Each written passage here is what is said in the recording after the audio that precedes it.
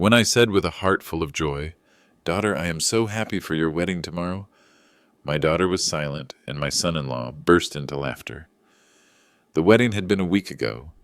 The money I had given them for their dream celebration had vanished in their pockets. A week later, they came back begging for forgiveness, and I coldly said, "Get out of here." They were devastated. Before I continue, please subscribe to the channel and write in the comments what time it is where you are. The roast had another 10 minutes. I checked it through the oven glass, watching the juices pooling around the carrots and potatoes. Then I looked at my watch again. 7:15. Emma had said they would arrive at 7. I adjusted the wine glasses on the table once more, making sure everything was perfectly aligned. 3 places set. White napkins I had ironed that afternoon. The good plates. The ones Mary and I had received for our 20th anniversary. Funny how we only use them on special occasions now, and this was one of the most special. Tomorrow, my daughter would marry Theodore Caldwell, and I would walk her down the aisle at the Desert Botanical Garden. 45,000 for that wedding. It was worth every penny to see her happy. The headlights illuminated the front window. I was finally at the door when they pulled up the driveway. Emma looked beautiful in a cream-colored dress, her dark hair pulled back, but something about her posture wasn't right. She wasn't looking directly at me. She kept her gaze fixed somewhere near my left shoulder. "Come in. Come in," I said, opening the door wide and reaching out to hug her. She allowed me to, but her body remained rigid. "Bad traffic on the 101?" I asked. "Not too much," Theodore's voice answered from behind her. He brushed past me and walked into the living room as if it were his home, his hands in his pockets, his silk shirt gleaming in the light. I never liked the way he behaved. Too confident, too polished for someone who had nothing to back up such confidence. "Dinner's almost ready," I said, closing the door. "I wanted us to have this time together before everything goes crazy tomorrow. You know how weddings are. Once they start, you can barely breathe." Emma finally looked me in the eyes for just a second. What I saw made my stomach feel empty. "Dad, the wedding was a week ago." "What?" I asked, not understanding. "The wedding was a week ago, General Hart," she repeated. Theodore examined his nails with the same calmness with which one comments on the weather. "A small private ceremony in Sedona. We decided to keep it intimate. Just the two of us and the officiant." The words hit me like I'd touched an electrical wire. My hand was still on the doorknob. I couldn't let go. "What did you say last Tuesday?" He responded by taking out his phone and checking the screen. "A beautiful sunset ceremony near Red Rocks. Very spiritual, much better than an event full of 100 people we barely know." But my voice sounded distant, as if someone else were speaking for me. "I gave you 45,000 for tomorrow's wedding." Emma turned the ring on her left hand. It was new, a gold band with small diamonds. When did she get it? How did I not notice this before? "We made different choices with money," Theodore said, finally looking at me. There was nothing in his eyes. No warmth, no apology, not even the decency to be uncomfortable. "We used the money for our honeymoon in Maui, 3 weeks in Wailea. A better investment for our future, if you think about it. We're building our own lives. Now it's time to be independent." Independent. The word tasted bitter. My hands gripped the back of the nearest chair. I gripped it so tightly my knuckles turned white. 63 years of life. Years that included a commission, campaigns, and later, a lifetime of running shops, had taught General Sir William Hart to control his temper by fixing things. When an engine resists, getting angry is useless. Steady hands, cool head. But that mechanic's calm was beginning to crack. They spent my money, the money I gave them for a wedding where I was going to be present, on vacation. "Dad, we just wanted something small," Emma said. Her voice trembled, unsure. She still avoided looking at me. "Just us. Something simple and meaningful. Do you understand? Right? We didn't want all that pressure and expectations." "Pressure?" I repeated, my voice lowering, becoming colder. "I've been calling you every week for the preparations. You let me believe. You both let me believe. We planned to tell you tonight. Theodore said, shrugging as if he'd forgotten to buy milk. We thought we'd have dinner. Explain the situation. You're overreacting. The oven timer started beeping in the kitchen. None of the three of us moved. Get out of my house. Emma blinked. Dad, get out of Maybach house, I repeated. I let go of the chair and stood up. I looked directly at Theodore. His smile vanished for an instant. Both of you, now. He's being unreasonable, Theodore said condescendingly. We'll come back when you've calmed down, old man. That way you'll have time to process it. I'd gotten the hang of it. I walked past them and opened the front door. The heat of July came in like a suffocating wave. Out! Emma was the first to move, hurrying toward the exit, with her head down. She stopped at the threshold. She opened her mouth as if she wanted to say something. I waited. She closed it and left. Theodore took his time, checking his phone as he walked towards me. This is childish, General Hart. We're family now, right? I didn't answer. I just held the door open until he finally came out. I watched them get into Theodore's BMW. He'd borrowed it for the night, he once bragged. Turn on the headlights, back up the driveway, and disappear down the street. Then I closed the door. The sound of the bolt sliding seemed to echo in the sudden silence. The dining table was still set with 3 places. The wine I had opened to let it breathe was still untouched. In the kitchen, the oven timer continued its insistent beeping. I walked past it on my way to my office at the back of the house, letting the roast burn. The bottom drawer of the filing cabinet jammed, as usual. I gave it the usual tug until it gave way, and I pulled out the accordion folder marked Soul Finance. The desk lamp illuminated a small circle of light in the darkness. I didn't turn on the overhead light. I didn't need it. The folder contained everything. Every bank statement, every canceled check, every bank transfer receipt from the last 15 years. I spread them out on the desk in rough order and turned on the computer. The glare from the screen hurt my eyes for a moment before they adjusted. First, university tuition. Arizona State University. 4 years. I pulled out receipts from the bursar's office, confirmations of semester payments, $28,000 for in-state tuition, room and board, books and supplies. Study abroad program in Spain during her 3rd year, $12,000 more. Total, around $120,000. I opened a new spreadsheet and started entering data. After graduation came the dream of entrepreneurship. Emma wanted to launch a marketing consultancy. I remember how excited she was on the phone. She spoke quickly about digital strategies and brand positioning. I went to her apartment in Tempe.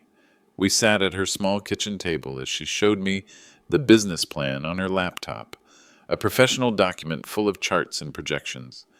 She needed $80,000 to cover operating costs while building her customer base. The business lasted 14 months. I found proof of transfer dated March 2019, $80,000, directly from my business account to hers. I also found the regretful text message from October 2020. Dad, I'm closing the company. The market is too competitive. I love you. Thank you for believing in me. I recorded it on the sheet. Date column, amount column, purpose column. Then came the Audi. She called me on a Saturday morning 2 years ago. Her old ride had died. Transmission damaged beyond repair. I could help with the down payment, just enough to get something reliable. I accompanied her to the dealership. I saw her fall in love with a silver A4. I signed on as the co-buyer because her credit wasn't enough, $35,000 financed through Chase. I had made all the payments since then. The numbers kept adding up. Rental assistance, $2,200 per month for 3 years. She had moved to a more elegant place in Scottsdale when Theodore appeared in her life. He said it was important for her professional image. I had been paying the landlord directly with automatic transfer on the 1st of each month. 120 plus 80 plus 35, I muttered, reaching for the calculator. My coffee had gotten cold in the cup, but I took a sip anyway. It tasted like rust. $235,000 plus $79,000 rent, $314,000. Then the wedding fund, $45,000, transferred to Emma's account 6 weeks ago. Money that bought first-class tickets to Hawaii. 3 weeks at a resort whose name I couldn't even pronounce. I logged into my online banking. I opened the joint account, the one I had created last year when Emma told me she was worried about emergencies. And if something happens and I need money fast, Dad, we could have a shared account just to be safe. It made sense at the time. My daughter needed to feel protected. What father wouldn't? Current balance, 7,412. I clicked on the transaction history and started scrolling. May 15th. Withdrawal of 5,000. TC business note. May 22nd. Withdrawal of 8,000. TC business note. June 3rd. Withdrawal of 6,000. TC business note. Theodore Caldwell. My hand stopped on the mouse. I just stared at the screen, watching the blue light reflect off my glasses. Every withdrawal since April had those initials. Some minor, 100 here, 2,000 there. Others larger, the largest being 12,000 on June 28th. I went back 3 months in my history and started adding up Theodore's withdrawals, all taken from the account I had funded for my daughter's security. 43,000, funneled through Emma into Theodore's pockets. Dad, Theodore has an incredible real estate investment opportunity. His voice echoed in my memory, full of enthusiasm. That call in April? Could you transfer some funds to the account? Just until your commission check arrives. 2 weeks maximum. 2 weeks had turned into 4 months of systematic drainage. I took out more files. Each document told the same story. Every email I had saved repeated the same phrases. Dad, you always said you would support my dreams. Dad, I promise you this time will be different. Dad, I'll pay you when everything stabilizes. The legal pad next to me was still blank. I took a pen and started writing. No emotions, no anger, just facts, categories, and totals. Education, 120,000. Business and investment, 80,000. Vehicle, 35,000. Housing, 79,200. Wedding fund, 45,000. Joint account withdrawals of TC, 43,000. Various medical expenses, travel, gifts, 9,800. Grand total, 412,000. I leaned back in my chair, took off my glasses, and rubbed my eyes with my fists. Only then did I allow myself to feel the full weight, the betrayal, the calculated manipulation.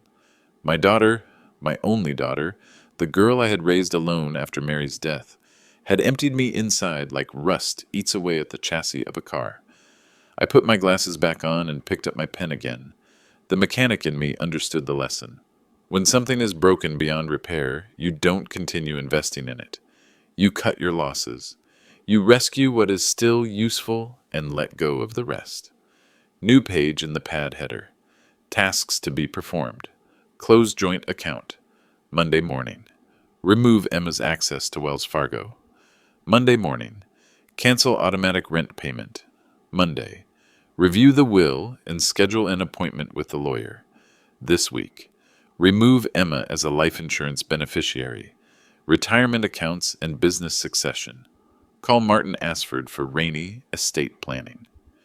I opened a new browser tab and typed in estate attorneys in Phoenix, Arizona. The results filled the screen. I opened links, read reviews, checked credentials. I opened another tab, trust attorneys. Another one, asset protection specialists. My browsing history was growing. How to legally disinherit an adult child in Arizona. Irrevocable trust requirements. How to protect assets from family claims. The clock in the corner of the screen read 4-something. I wasn't sleepy. My mind was working with a clarity I hadn't felt in years. Every thought fit together like a perfectly calibrated torque wrench. Another page of the pad. I started listing names from the results. Firms specializing in family law, estate planning, and asset protection. Next to each name, I wrote down the earliest available time according to their websites. My phone lay dark on the desk. No calls, no apology messages, no "Dad, can we talk?" She had made her decision. She chose Theodore. She chose money. She chose to let her father believe in a wedding that never happened, while she secretly emptied his accounts. I opened my email and started drafting. Just the things to be completed in the morning when the workday begins. Request to close a joint account. Change of beneficiary forms. Urgent consultation on estate planning. Through the window behind my computer, the sky was beginning to turn from black to deep purple. Dawn was approaching. Phoenix woke up. The Camelback Road Bank opened at 8. I had 4 hours to shower, get dressed, and organize my documents. I looked at the pad with the assignments, the browser tabs full of lawyers' names, the spreadsheet with the $412,000 in a damning column. "You want independence?" I said it quietly to the empty office, to the darkness, to the daughter who wasn't there to hear it. "You will have it." I saved the spreadsheet as evidence and created a new folder on the desktop. It was time to treat this like any other business problem.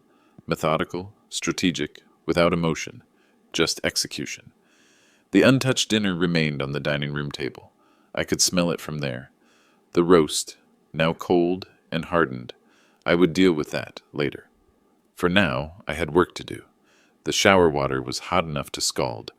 I stood under the spray until the steam filled the bathroom, until the tension in my shoulders began to loosen. Through the frosted window, the light of dawn spread over the desert. Sunday morning, most would sleep in. I had business to attend to. I dried myself with the towel. I dressed in the clothes I had prepared the night before, ironed gray pants, a white button-down shirt, and the leather belt Mary bought me 15 years ago. When you're going to dismantle someone's life, you dress for the occasion. The dining room table still bore the brunt of the previous night's disaster. The tough roast, the cold potatoes, the wine I never opened. I scraped everything up and threw it into the trash bag, listening to the thud of the wasted food falling. I ran the dishes under the water, loaded the dishwasher. Every movement felt like erasing evidence of a crime I hadn't committed. My watch read 7:42. The Wells Fargo on Camelback Road opened at 8. I poured coffee into my thermos, grabbed my wallet and keys. The folder with the bank documents was waiting for me by the door, where I had left it at 4 in the morning. Everything organized. Account numbers, statements, list of automatic payments to cancel. Traffic was light heading north on Central Avenue. I didn't turn on the radio. My mind was racing through the conversation I would have with the bank executive. Clear request, no emotional explanations, just business. The bank parking lot was almost empty, just a few employee cars. I parked at 7:58 and watched through the windshield as a woman in a blue blazer opened the front doors. When I crossed the lot, the sign already said, "Open." "Good morning," she greeted me with a professional smile. Her name badge said Jennifer, about 30-something. "How can I help you today?" "I need to close a joint account, transfer everything to a new account in my name only, and remove any secondary account holders." Her fingers moved over the keyboard. "Of course, let me look up your accounts, Mr. Hart." "General William Hart," I clarified out of habit. She scanned the screen, browsing through several pages. "I see you have a joint savings account with Emma Hart Caldwell. Is that the account you want to close?" "That's right." "And you want to transfer the entire balance to a new individual account? The current balance is $67,412. "Yes, today." Something changed slightly in her expression, perhaps recognition that this was not routine, but her voice remained neutral. "I'll need to verify your identity and some signatures. This will take about 20 minutes. Can I offer you coffee while we work?" "I'm fine, thanks." She printed out forms and slid them to me one by one. Closing authorization, new account request, transfer order. I signed them without hesitation. My handwriting remained steady. "Mr. Hart," she continued, "I also see several automatic payments linked to your accounts. Do you want to transfer or cancel them?" "All of them." Her fingers paused over the keyboard. "All automatic payments. Let me show you the full list." She turned the screen toward me. "There's a monthly rent transfer for $200, an auto insurance payment for $341, and a credit card direct debit for $500. Do you want to cancel those as well?" "Each, effective immediately." "Understood." More typing. "The cancellations will be processed before the close of business today. The account closure will be complete in 24 hours, but the funds will be available in your new account this afternoon." Perfect. She printed the final page, circled her pen around the new account number. All set, Mr. Hart. Is there anything else I can help you with? That's all. Thank you.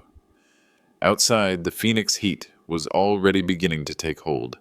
I sat for a moment in my truck. The folder of banking documents rested in the passenger seat, now stamped with dates and confirmation numbers. First move completed. Martin Asford's law office was 15 minutes away in a remodeled Victorian on 3rd Street. I'd known him for a decade. He'd helped me with contracts and leases for my workshops. A solid, discreet lawyer. I parked under a jacaranda tree and walked up the porch steps. The receptionist recognized me immediately. Mr. Hart, do you have an appointment this morning? No, but I need to see Martin. It's urgent. She checked the screen, picked up the phone, and murmured something inaudible. He's finishing up with another client. He can see you in about 10 minutes if you'd like to wait. I'll wait. I sat in one of the leather chairs, looking at the diplomas on the wall. University of Arizona, State Bar. 23 years of practice. Exactly the kind of experience I needed. Martin walked another client out of his office, shook his hand, and then turned to me. William, come in. Everything okay with the workshops? Workshops are fine. This is personal. His office had floor-to-ceiling bookshelves piled high with legal tomes. He indicated the chair across from his desk and sat down in his own. What's going on? He asked. I need to set up an irrevocable trust. Everything I own will go to charity. When I die, my daughter will get nothing. The words fell like stones into still water. Martin sat back and studied me silently. William, that's a very serious decision. Are you absolutely sure? Those trusts can't be changed once signed. Maybe a revocable trust would give you more flexibility if circumstances change.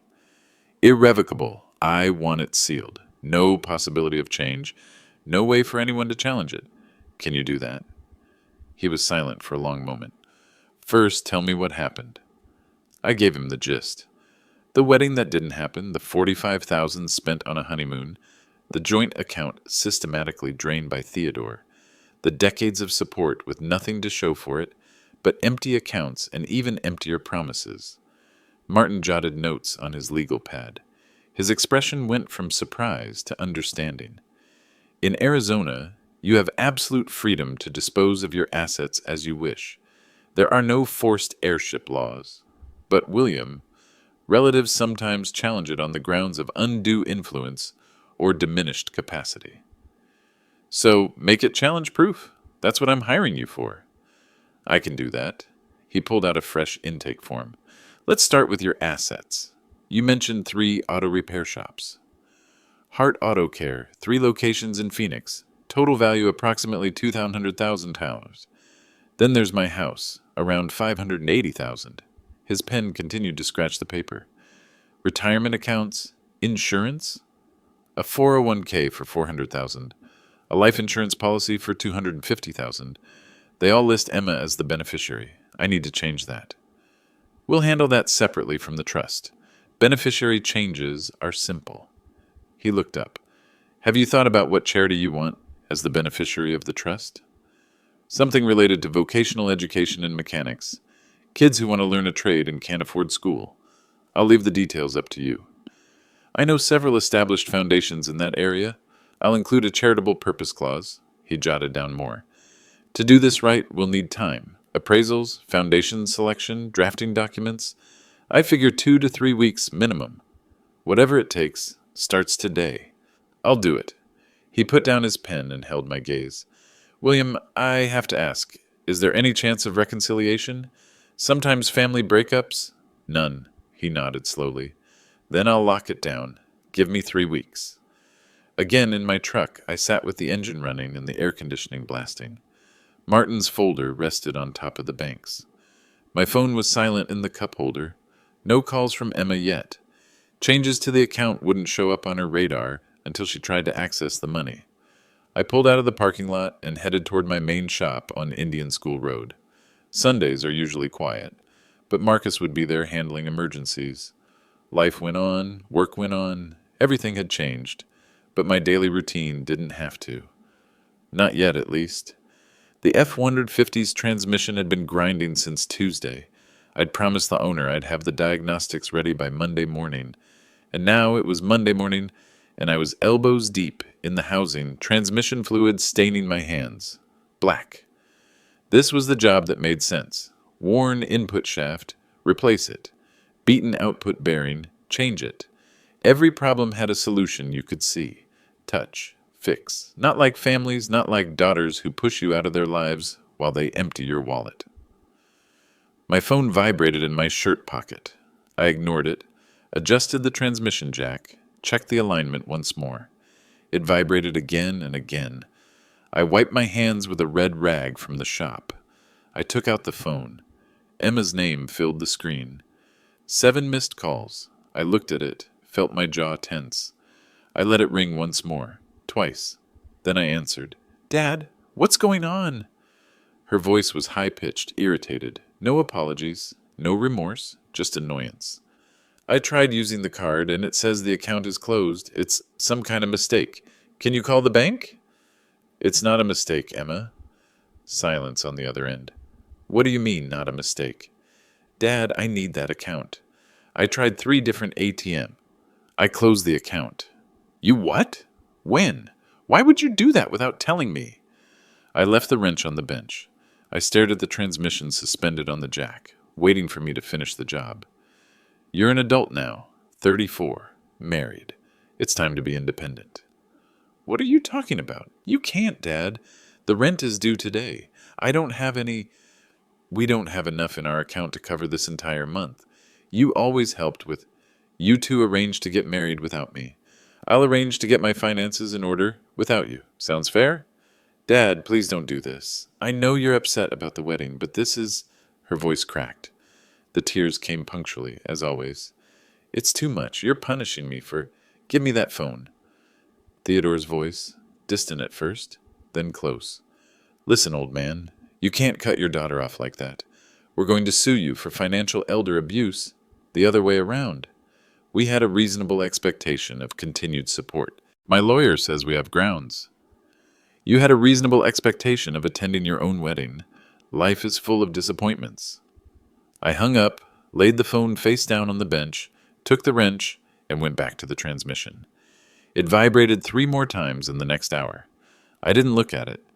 By noon, my phone showed 14 missed calls. The voicemails piled up. Text messages came one after another. I finished with the F-150. I passed a RAV4 with a timing belt problem.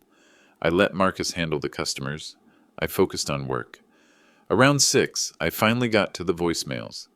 Emma's voice went from anger to desperation. "Dad, please, just call me. We can work this out. I'm sorry." "Okay, just answer, please." Theodore's was trying to sound legal. "General Hart, this is harassment.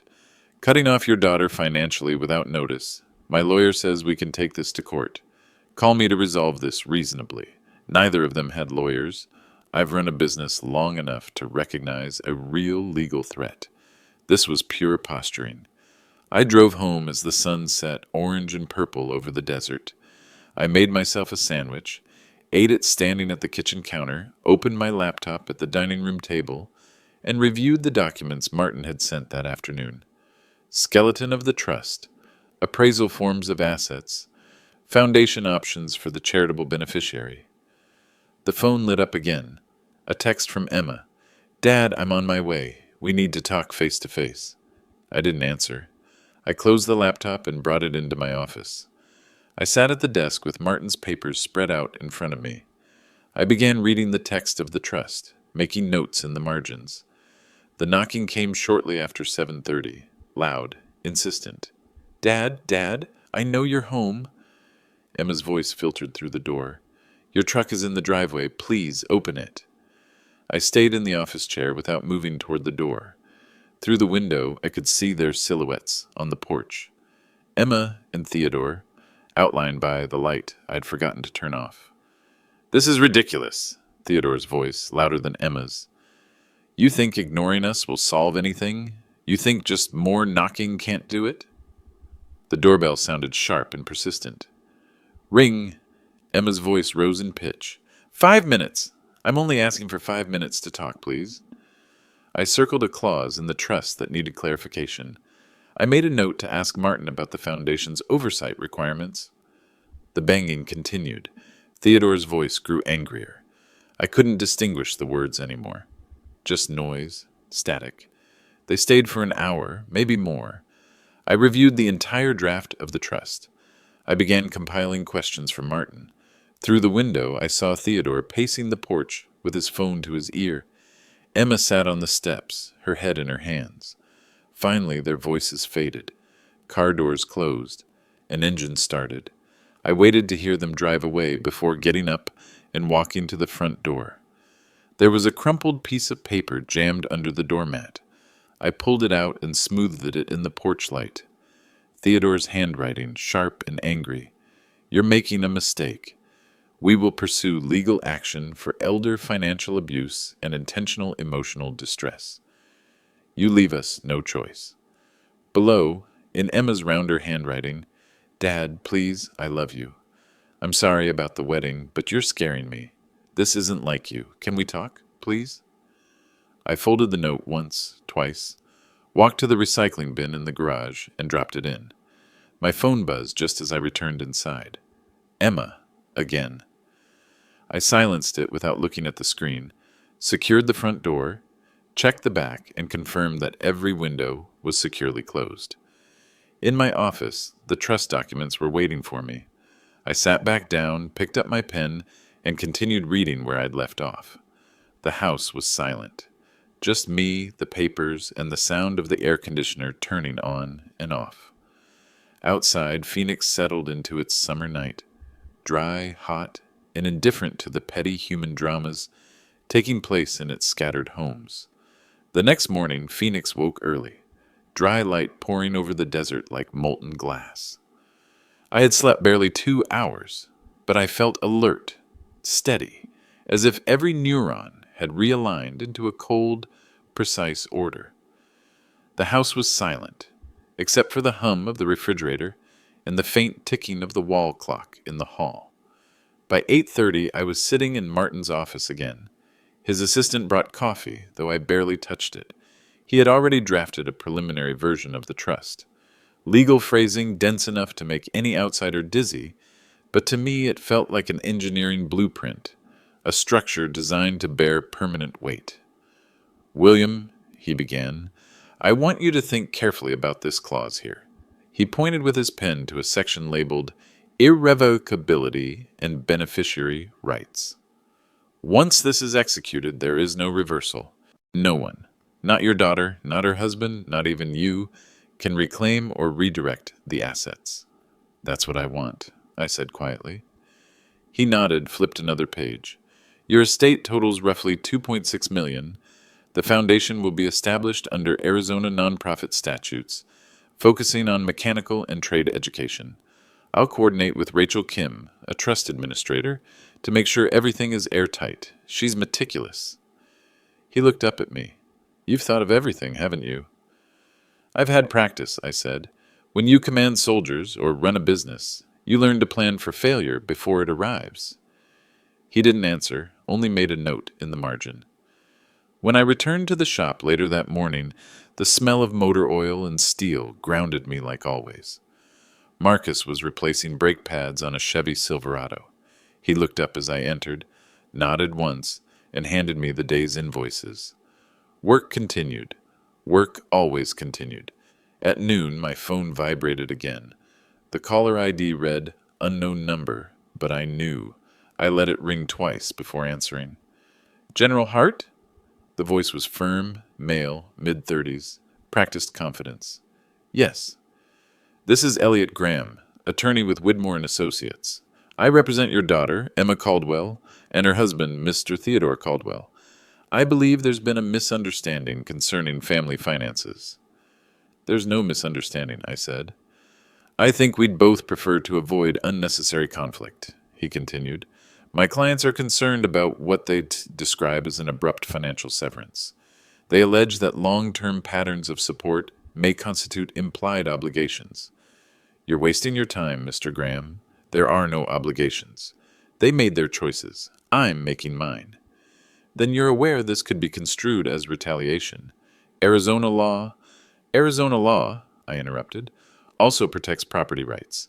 You should look up Section 14-101, Testamentary Freedom. I already have counsel. A pause, then the tone softened. Very well, we'll be in touch. Do that, I said and hung up. I looked through the office window toward the garage floor. Marcus was tightening the wheel lugs, humming faintly to himself.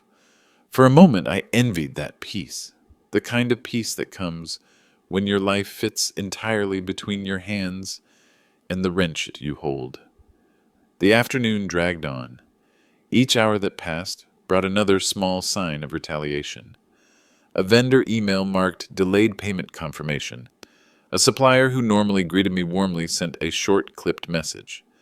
The rumors were already moving through our professional circles, twisting facts into pity stories.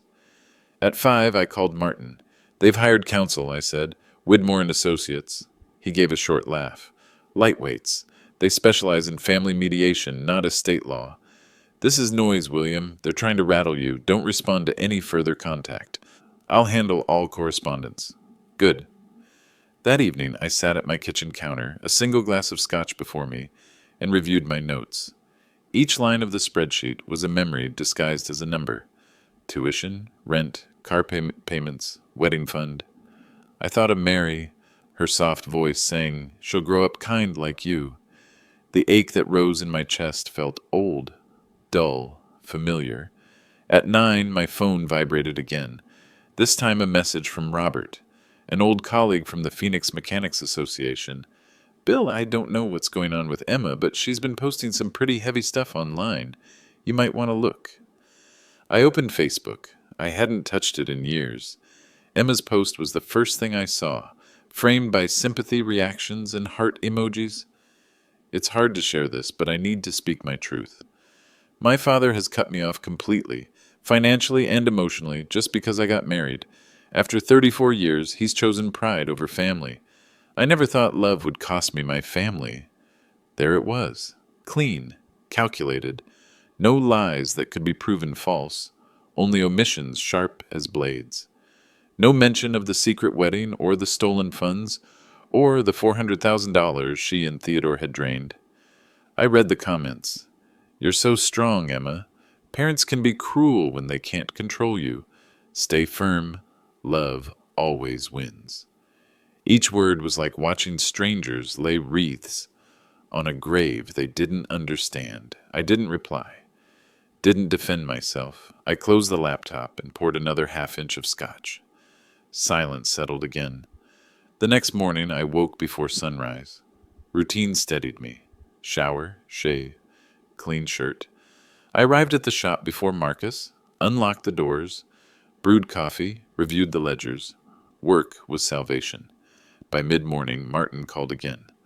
I saw the post, he said. Don't worry, public opinion isn't a court. But we might need to prepare for reputational fallout.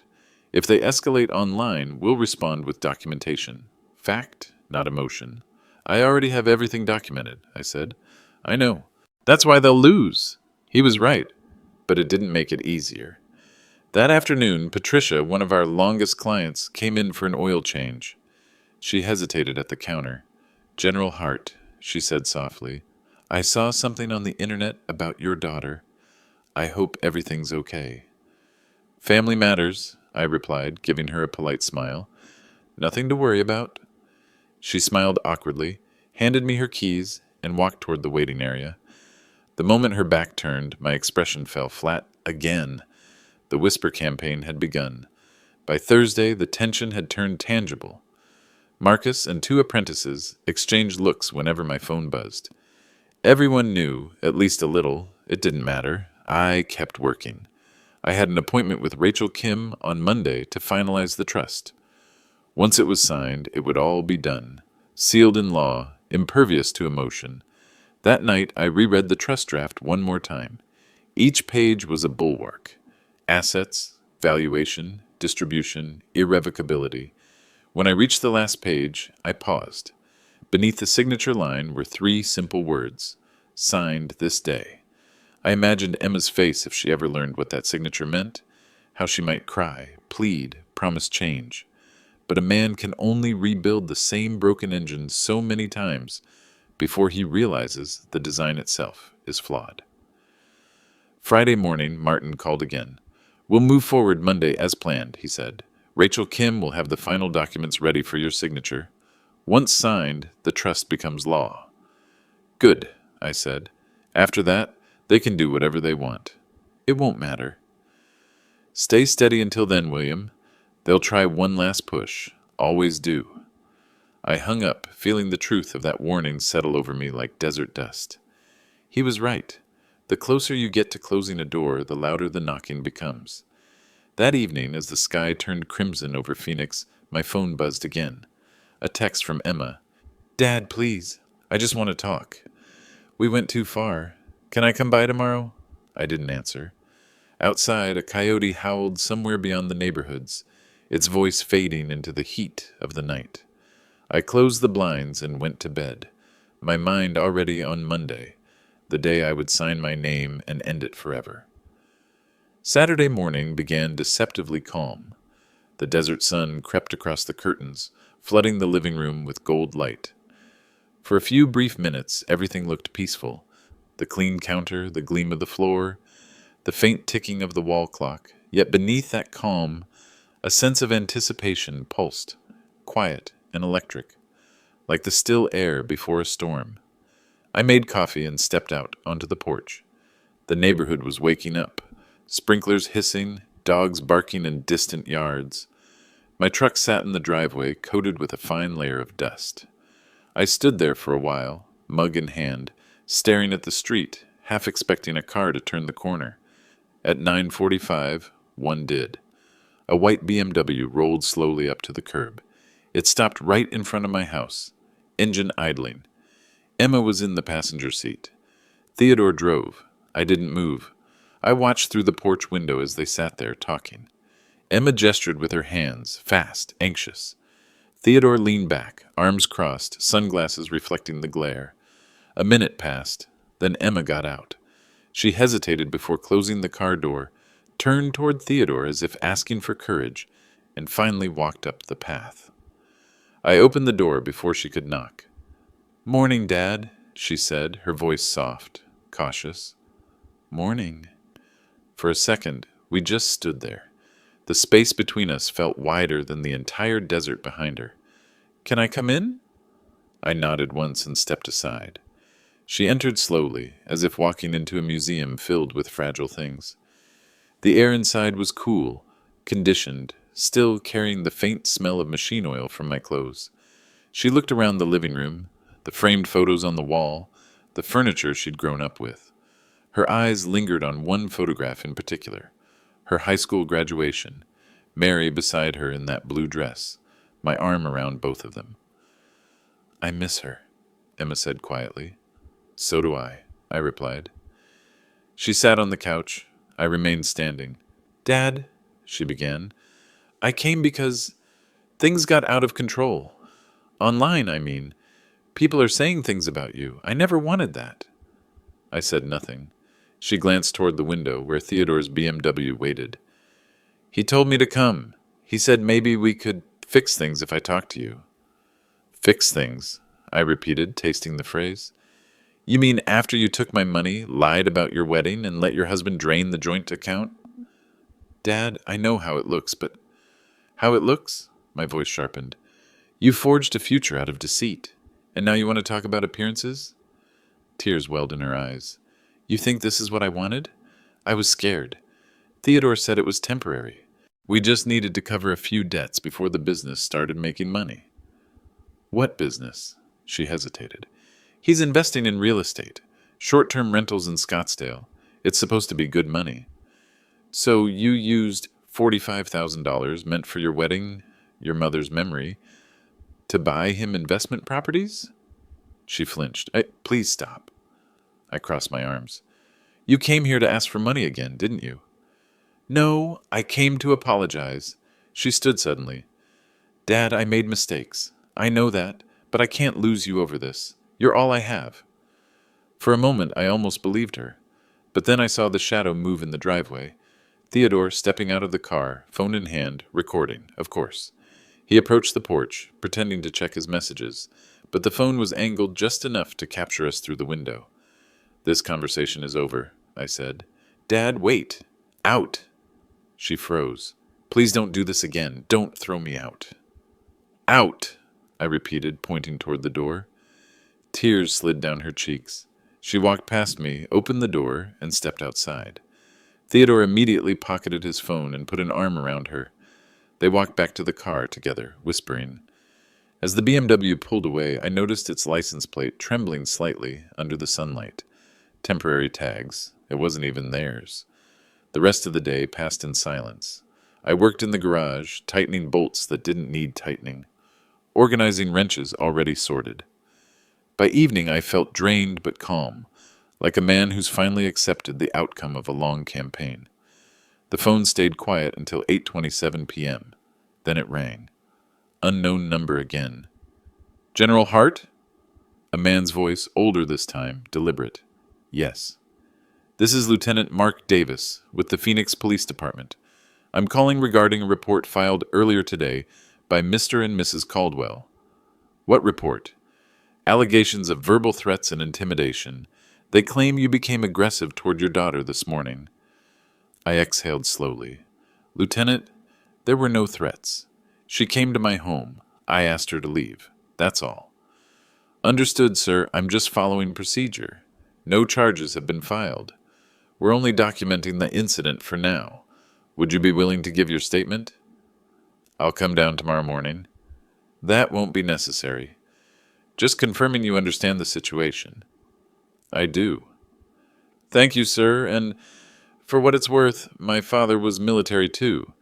I understand how complicated family can get. Have a good night."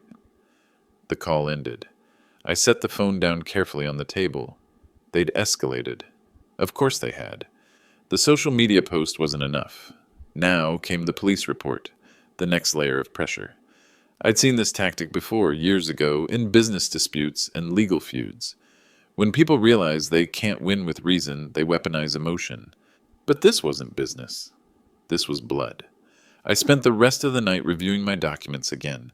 Every transfer, every deposit, every text message preserved and backed up.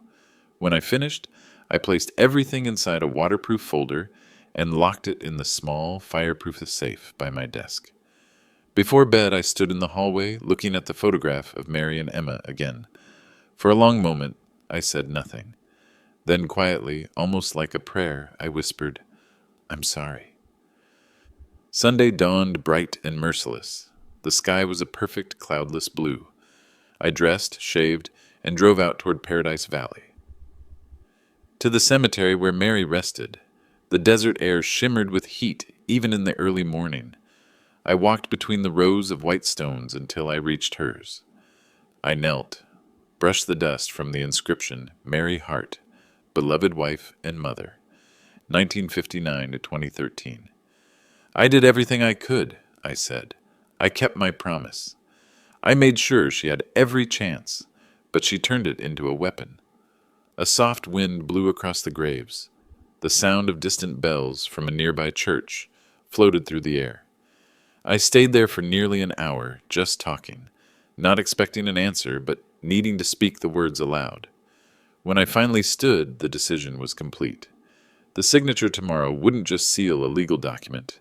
It would end an era. On the drive back, I stopped at a diner off Camelback Road. The waitress, Linda, knew me by name. "The usual, General?" she asked with a smile. "Yes, please." As she poured coffee, she said, "Heard your daughter got married. Congratulations." I paused, then smiled faintly. "Thank you." When she walked away, I stared at the steam curling up from the mug. Lies were easier than explanations. By the time I returned home, the sun was high and cruel. A single envelope lay wedged in the mailbox. No return address. Inside was a printed letter from Widmore and Associates, the Caldwell's attorneys, formally notifying me of intent to pursue civil action for emotional distress and financial retaliation. I folded it once, twice, and fed it into the shredder. The machine hummed softly, swallowing the last of it. Tomorrow, I thought. Tomorrow, it ends. That night, I double-checked the safe, made coffee for the morning, and laid out my suit on the chair. Navy, pressed, immaculate. A soldier's uniform for a different kind of battle. At midnight, I turned off the lights. The house fell into darkness, the kind so complete it hummed.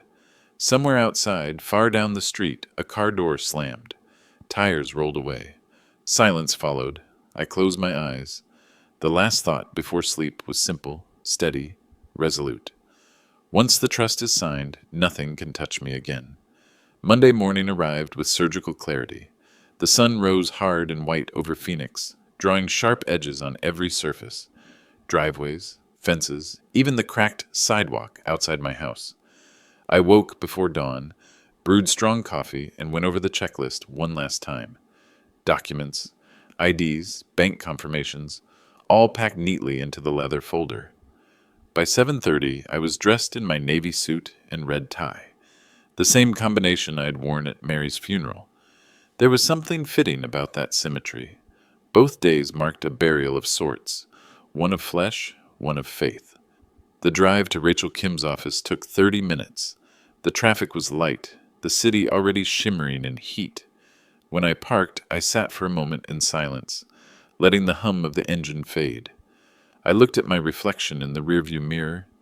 My face was calm, unreadable, a soldier's face before an inevitable order.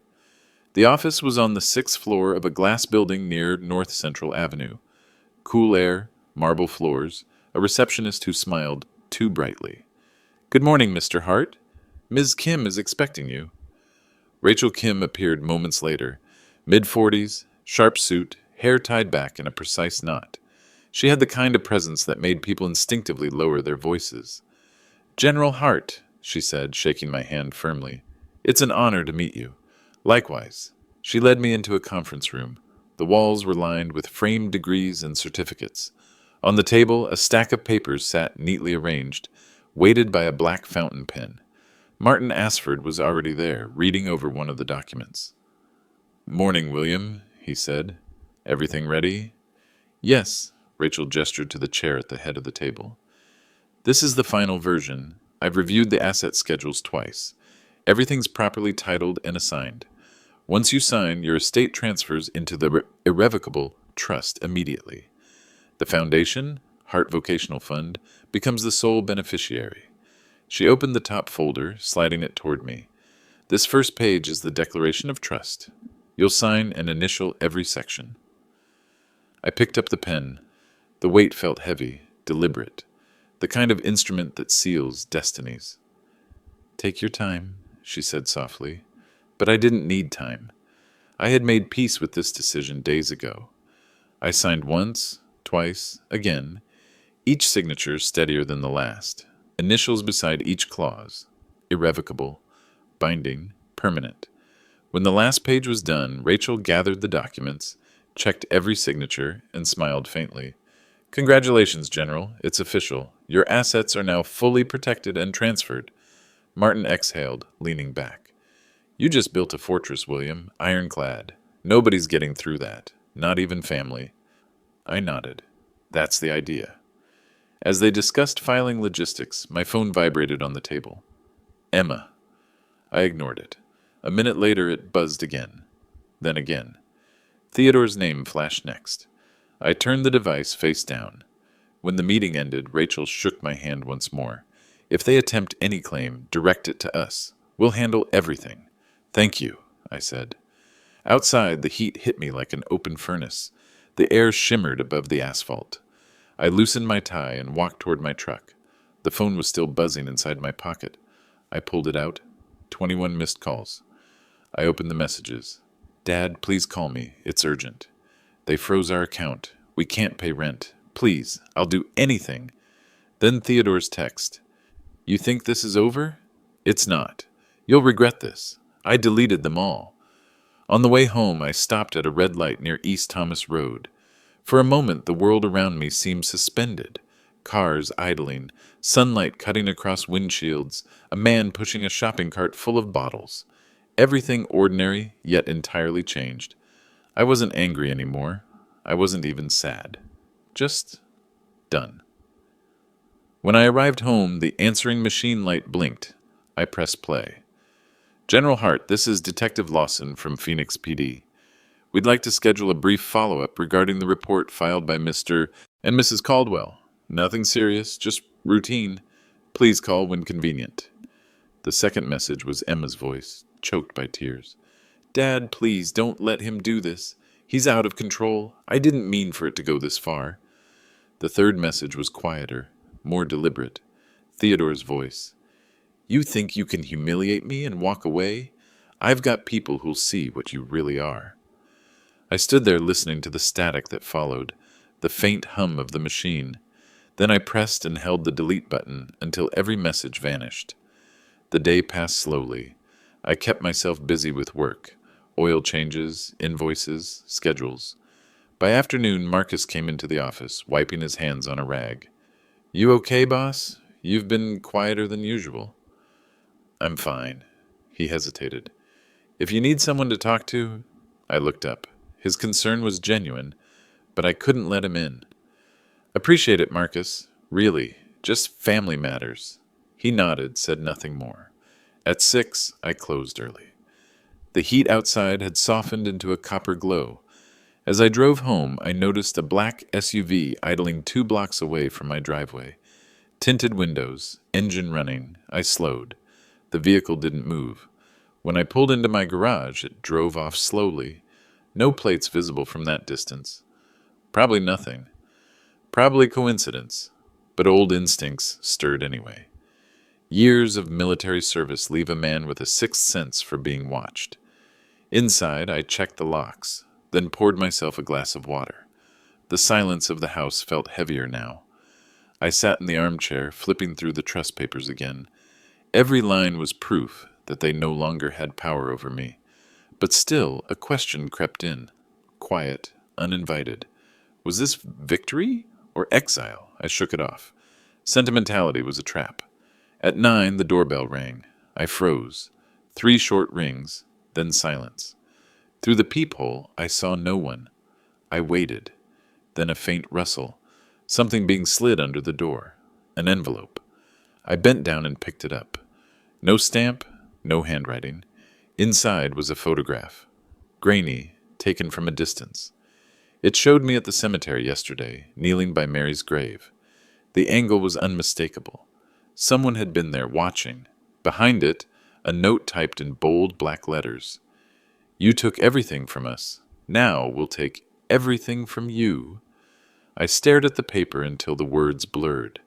Then I placed both the photo and the note into a plastic sleeve and locked them inside the safe.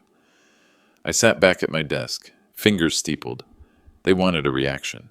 Fear, anger, maybe guilt. They'd get none.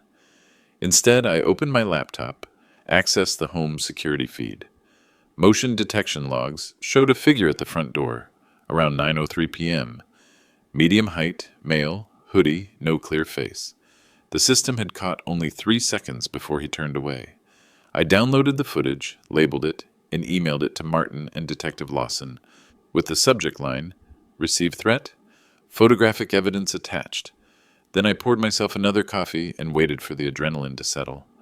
Around midnight, my phone buzzed again. A message from Martin. Got it. Forwarded to law enforcement contact. Stay calm, William. Don't engage. Don't engage. That was the thing about wars. Sometimes engagement wasn't about weapons. It was patience, attrition, outlasting the enemy. I turned off the lights, sat in the darkness for a long time, and finally whispered to the empty room, You wanted independence. You'll have it. Then I locked the door, checked the window one last time, and let the house fall silent again. Tuesday began with the familiar hum of desert insects and the faint, distant sound of a lawnmower.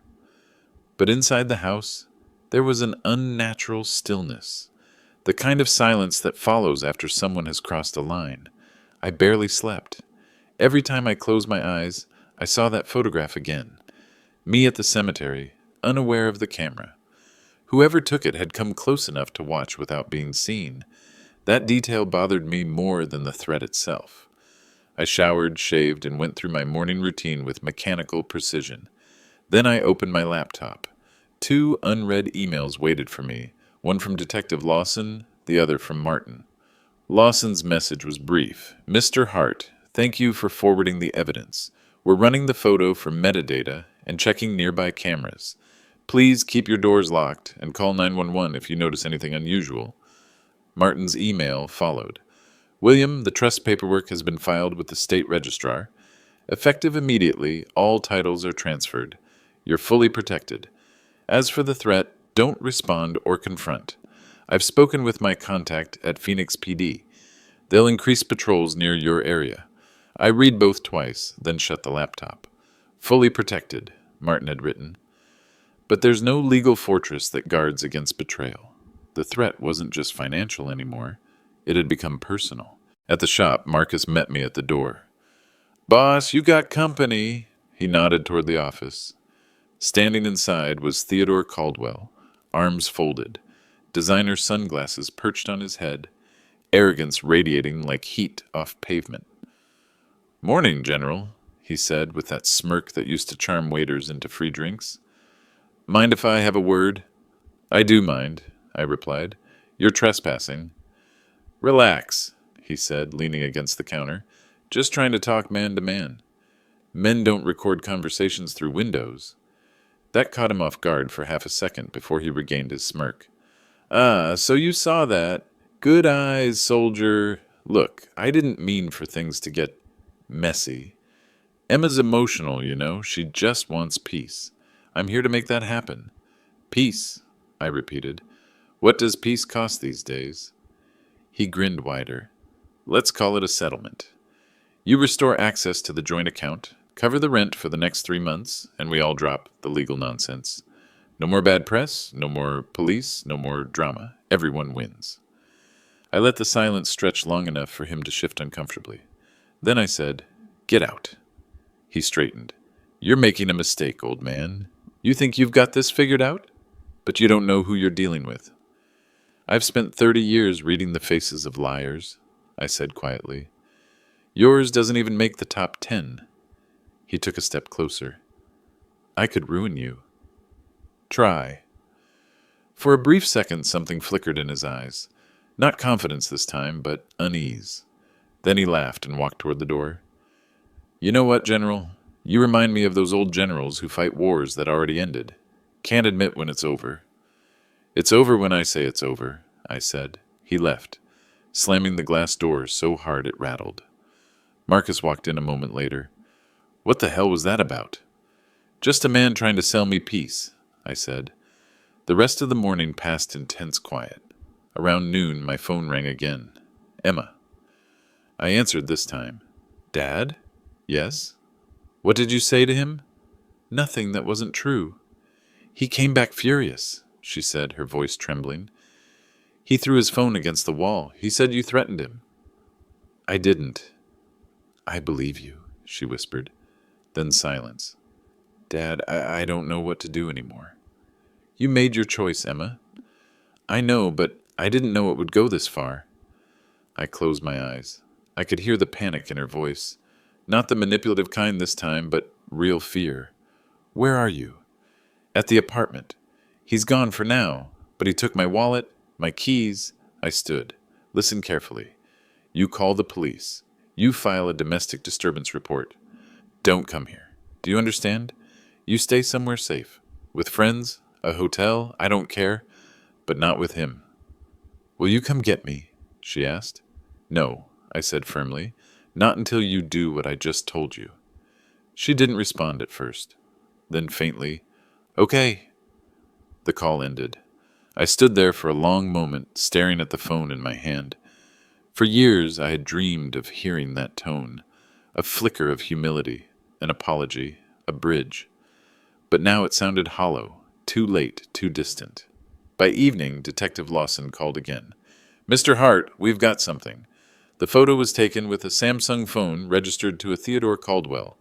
Metadata matches his GPS coordinates yesterday morning near the cemetery. That's probable cause for harassment." "Are you going to arrest him?" "Not yet. We'll bring him in for questioning first. My advice? Don't engage with him. Let us handle it." "Detective," I said slowly, Men like Caldwell don't stop because someone asks politely. He sighed. I've met your type before, General. Disciplined, strategic. I know what you're thinking. Don't. Let the law work. I thanked him and hung up, but I couldn't shake the feeling that the law was always one step behind men like Theodore. That night I poured myself a drink and sat on the porch. The desert wind carried faint smells of creosote and dust. Somewhere in the distance, thunder grumbled across the horizon, a monsoon brewing. I thought about Emma, alone in that apartment, realizing too late what kind of man she'd married. The ache that rose in me wasn't pity anymore. It was something older, quieter. Maybe the final residue of love turning into resignation. Around 11, lightning flashed. A single car turned the corner and slowed near my house. Same black SUV as before. I watched from the dark window. It idled there for nearly a minute, headlights cutting across my front yard, before driving off. The storm broke soon after, rain hammering the roof, thunder shaking the walls. I stood by the window, watching the downpour, the way the lightning turned the desert white for an instant before plunging it back into darkness. For a brief moment I thought I saw movement near the fence, a shadow slipping between the bushes. I blinked. Gone. Maybe it was nothing. Maybe imagination. Still, I went to the bedroom, opened the drawer, and pulled out the small .38 revolver I hadn't touched in years. Checked the chamber. Loaded. I placed it on the nightstand, beside the alarm clock, and sat on the edge of the bed. The thunder rumbled again, closer now. Let the law work, Lawson had said. Maybe it would. Maybe not. But if the storm came to my door, I'd be ready. When I finally lay down, the rain had softened into a steady whisper against the windows. The air smelled of wet dust and iron. I closed my eyes, the revolver's cold weight steady beside me, and waited for morning. Morning light bled through the blinds, pale and thin. The storm had passed, but its scent lingered, that heavy metallic smell of wet dust. I rose slowly, every movement deliberate, my mind cataloging the previous night's events like a report. Unidentified SUV, possible surveillance, evidence secured, weapon ready. Before leaving for the shop, I checked the security feed again. Nothing new since midnight. The cameras showed only the rain pooling along the curb. The motion sensor tripped once by a stray cat. No sign of the SUV. At 8, my phone rang. Detective Lawson. Mr. Hart, just keeping you updated, he said. We spoke with Theodore Caldwell this morning. He denied taking the photograph, said his phone was stolen. We're verifying that claim. Convenient timing, I said. Very, Lawson replied dryly.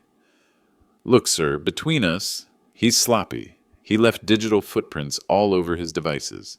If he's trying to intimidate you, we'll catch him. But I'd still recommend extra caution. Appreciated, Detective. Any other incidents since we last spoke? I hesitated. A car matching his description circled my street last night. Black SUV, no plates. I'll log it, he said, and I'll send a patrol car by your neighborhood for the next few nights. In the meantime, don't go anywhere alone after dark. I've faced worse than real estate scammers, I said, half smiling. Lawson chuckled. I don't doubt that, General. Still, stay alert. After hanging up, I poured another cup of coffee and stared out the window. The desert sunlight was already climbing toward brutal. The world looked the same, but something inside me had shifted. An awareness that this wasn't just about money anymore. It had turned into a game of endurance, a test of who could outlast the other. When I arrived at the shop, Marcus was waiting by the door, holding a newspaper. You seen this? He asked, unfolding it before I could answer. There, on the second page, was a headline that made my stomach tighten. Local business owner under investigation after family dispute goes public. Underneath was a photo of me, lifted straight from the shop's website, next to a smaller picture of Emma smiling with Theodore. The article summarized everything they wanted the world to believe. A controlling father, a greedy businessman, an ungrateful old soldier lashing out at his daughter for finding independence. Who wrote this? I asked. Some reporter from the Arizona Ledger, Marcus said. They quoted a close family source. I didn't need to guess who that was. The article spread quickly online. Within hours, customers canceled appointments. One supplier called to reassess our partnership. My reputation, something I'd spent 40 years building, was bleeding out through gossip and digital poison. At noon, Martin called. His tone was all business. "William, we saw the article. Don't respond. Not a word. Every statement you make can be twisted. I'm already drafting a defamation notice, but once something hits the internet, it never truly disappears." "They're trying to starve me out," I said quietly. "Yes," he agreed, "and it'll get worse before it gets better. But your finances are secure. They can't touch the trust, no matter what they claim." I wanted to believe that was enough, but I knew pride, not poverty, was what Theodore wanted to destroy. By afternoon, 2 reporters came to the shop. Marcus intercepted them, blocking the door. "The general doesn't do interviews," he said firmly. They left after snapping photos through the glass. That night, I sat in the office after closing, scrolling through the online comments.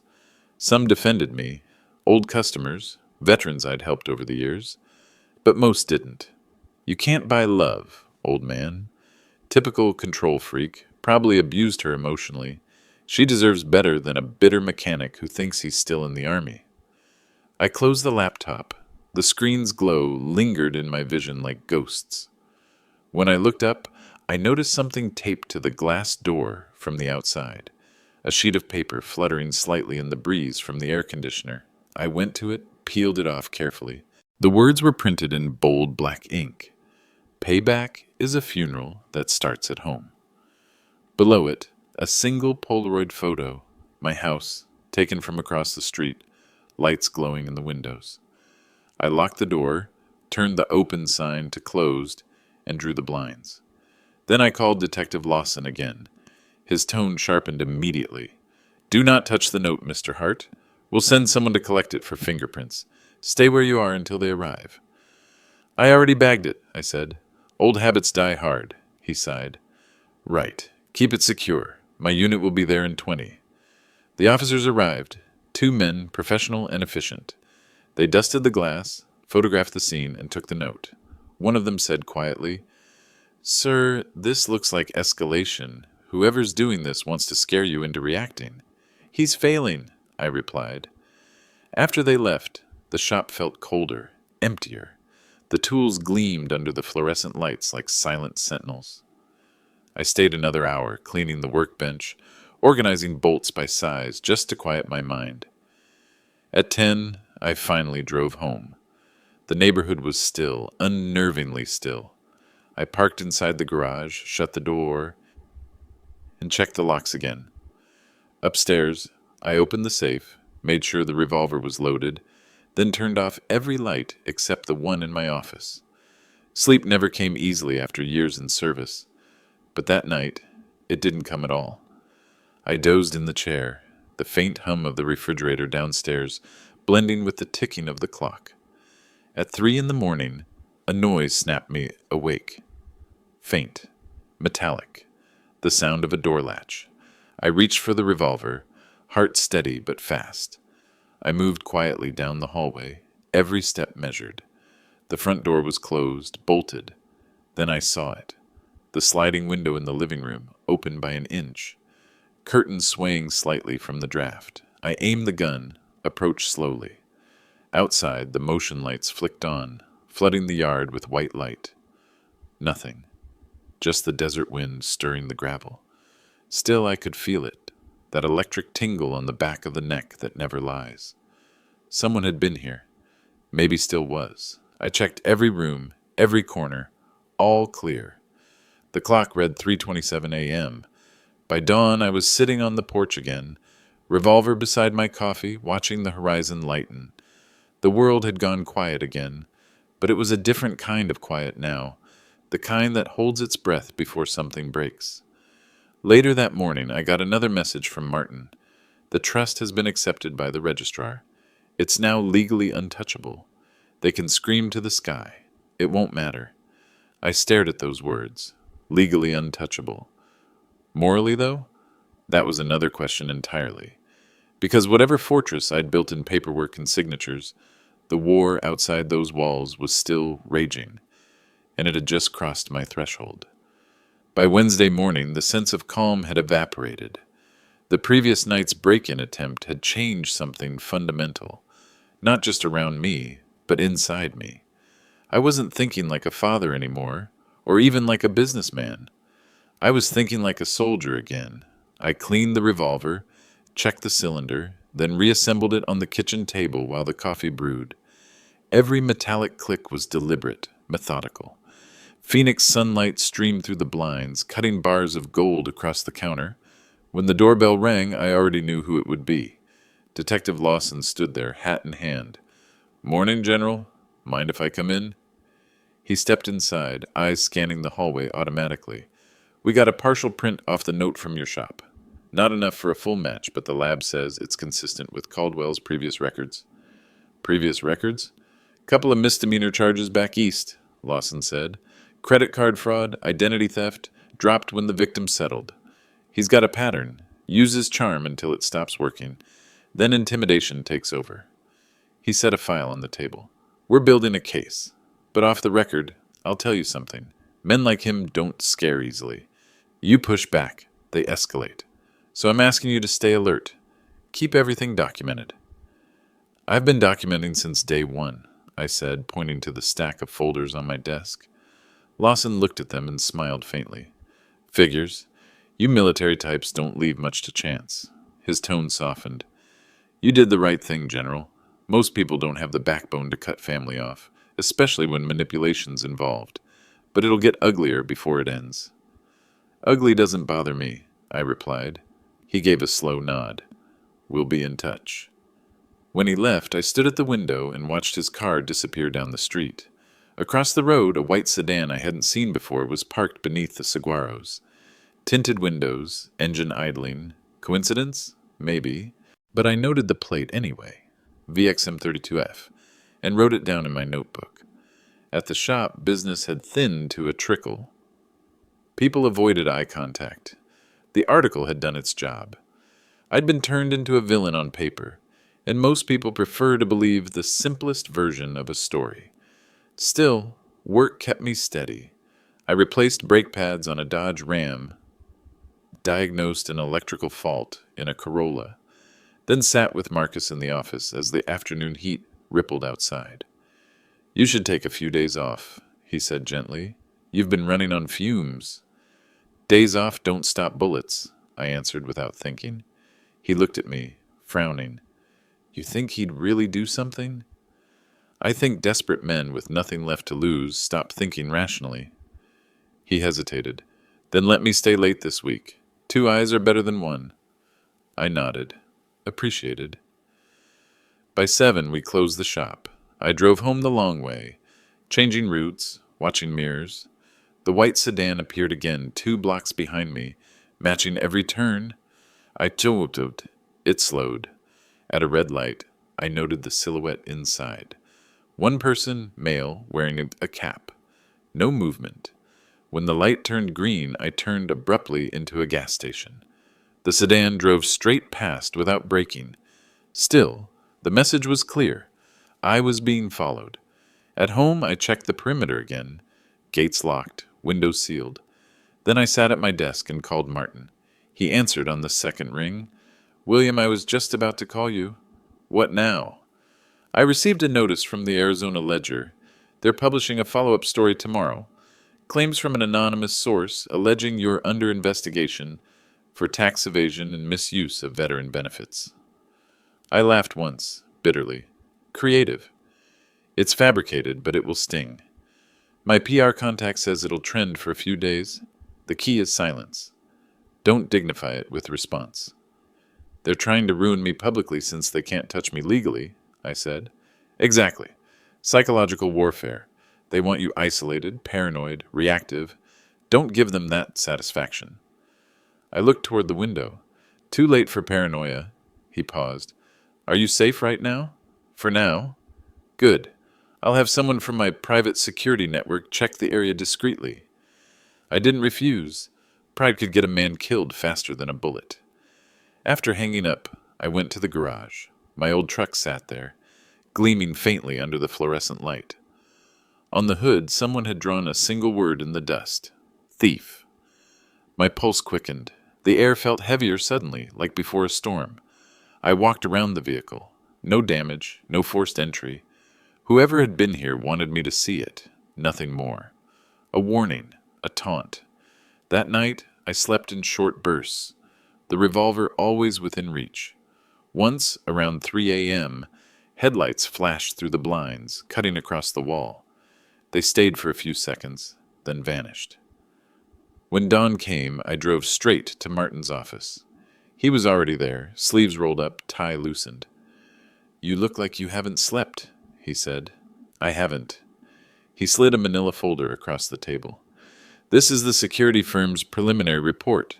The white sedan you mentioned, registered to a Robert Lang, an alias tied to one of Caldwell's shell companies. My people confirmed it." I flipped through the photos. Grainy surveillance images showing the car parked near my property at least 3 times. "So he's watching," I said. "Yes," Martin answered, "but that actually works in our favor. We can file a restraining order plus criminal harassment charges, and when we do, the press will have to retract their narrative. They'll realize who the aggressor really is." I nodded, but my mind wasn't on the legal chessboard anymore. It was on Emma. If Theodore was unraveling, she was the one in real danger. "Any word from her?" Martin asked, reading my face. "Nothing since Monday." "Do you want me to find her?" I hesitated. "Not yet. If she's still with him, contact could make it worse." He studied me for a long moment. "You know, William, you've done everything right. Legally, financially, strategically, but you can't keep fighting ghosts forever." I leaned back, exhaling. They stopped being ghosts when they started taking pictures of my house. When I left the office, the city felt sharper, more brittle. Heat shimmered off the asphalt, and every reflection in a window looked like someone watching. That afternoon, I got a text from an unknown number. "You can't hide behind paperwork forever, General. Families always find a way back home." No signature, but I didn't need one. I deleted it. Then I turned off the phone completely and placed it face down on the counter. In the silence that followed, I realized something with chilling clarity. This wasn't about reconciliation or forgiveness anymore. It was about control, his need to own every narrative, every version of the truth. And the only way to end that kind of war was to take the initiative. I walked to the office, opened my safe, and took out the small metal box I hadn't touched in years. Inside was my old service badge, worn, scratched, but still intact. I placed it beside the revolver, staring at both. There are moments when a man must choose between peace and justice. I'd spent my life believing they could coexist. That night, for the first time, I knew better. Friday arrived with a silence that felt heavier than usual, the kind that pressed against the walls before a storm. The newspaper's second article had already hit the stands, half-truths mixed with outright lies, and the phones at the shop barely rang. But I didn't care about the business anymore. I cared about ending this, once and for all. At 8 a.m., Detective Lawson called again. "General, we issued a restraining order this morning. Caldwell's been officially served. He showed up at your daughter's apartment, shouting, until the officers arrived. They told him to keep 100 yards away from both of you." "Is Emma safe?" I asked immediately. "She's shaken up, but yes. She's staying at a friend's place in Scottsdale. Said she doesn't want to press charges yet, but she will if he tries again." I let out a breath I hadn't realized I was holding. "Good work, Detective. Thank you." "Don't thank me yet," Lawson said grimly. "We found something in his car. Printed photos of your house, multiple angles. He's been staking you out for weeks. We'll hold him overnight, maybe longer, but my advice, keep that gun close." "I already do," I said quietly. When the call ended, I sat at my desk staring at the empty coffee cup. The rage that had simmered for weeks was gone now, replaced by something colder, a focus sharper than steel. I spent the rest of the morning preparing. I double-checked the house locks, reviewed the security cameras, and backed up every file of evidence onto an external drive. Then I placed the drive in the safe, beside the trust papers. At noon, Martin arrived unannounced, his tie loose, his expression tight. "I heard about the restraining order. You all right?" "I will be," I answered. He studied me. "You're thinking of confronting him." "I'm thinking of finishing this." He exhaled through his nose. "William, you already won. The trust is done. The law's on your side. There's nothing left to fight for." "There's always something left," I said. "Peace." He looked away, understanding but not approving. "If you go down that road, there's no coming back." "I'm not planning to go down any road. I'm just making sure he doesn't bring the war to mine." Martin didn't argue further. He just nodded once. "Be careful, old friend." When he left, the sun had climbed high, bleaching the desert sky to white. I poured myself a glass of water, sat by the window, and waited. By late afternoon, the phone rang again. This time it was Emma. Her voice trembled. "Dad, he's out. They released him. I know. He's angry. He's saying the things. That you ruined his life. That you're going to pay. Please, just leave Phoenix for a while. Go somewhere safe." "I'm not the one who needs to run, Emma." "I'm begging you," she said. "You don't understand him. He doesn't think like normal people." "I understand him perfectly," I said softly. "He's afraid. Men like him always are when the mask slips." She started crying quietly. "I'm sorry for everything, for believing him, for the wedding, for the money. I thought I was doing something different, something brave." "It's over now," I said. "Focus on your safety. The rest doesn't matter." "I love you, Dad," she whispered. "I know." When the call ended, the silence in the house felt different, less oppressive, almost clean. Forgiveness wasn't what she'd asked for, but maybe it was what she needed to give herself. At dusk, the desert wind began to rise, carrying sand against the windows in soft rattles. The sky turned copper, then purple. I sat in the living room, revolver on the table beside me, the security monitor flickering in the corner. At 7:46, movement appeared on the front camera, headlights turning onto the driveway. A black SUV. I stood slowly, heart steady. Through the window blinds, I saw the shape step out. Theodore Caldwell, suit wrinkled, face drawn tight. He looked like a man who'd lost everything and still thought he could bluff his way back. He walked up the path, stopped halfway, and shouted, "General Hart, we need to talk." I didn't move. "You think a piece of paper is going to stop me?" he yelled. "You humiliated me in front of everyone. You stole my wife." "She was never yours to steal," I said, opening the door just enough for my voice to carry. He froze at the sight of the revolver in my hand. "You're going to shoot me, old man." "Not if you leave." He took a step closer. "You think you're some kind of hero? You're just a bitter relic hiding behind rules and lawyers." Another step. "Stop right there," I warned. He smirked. "You won't do it. You still believe in laws, in honor. That's why I win." He lunged forward suddenly, maybe to test me, maybe to call my bluff. The motion light triggered, flooding the porch with white brilliance. I didn't pull the trigger. I didn't need to. A voice shouted from the street, "Police, hands up!" Detective Lawson's patrol car screeched to a stop behind the SUV. Two officers jumped out, guns drawn. Caldwell froze mid-step, his smirk evaporating. They took him down hard, face against the gravel, his curses muffled by the desert wind. Lawson met my eyes briefly across the yard, then nodded once. An hour later, the street was quiet again. The SUV was gone, the flashing lights fading into distance. I gave my statement on the porch, hands still steady. Lawson finished writing and closed his notebook. "He violated the restraining order. That's a felony. We'll keep him locked up this time." "Good," I said. "You handled it well," he added. "Didn't fire, didn't all escalate. That's discipline." "Old habits," I murmured. He gave a faint smile. "Get some rest, General. You've earned it." When the police left, I went back inside and locked the door.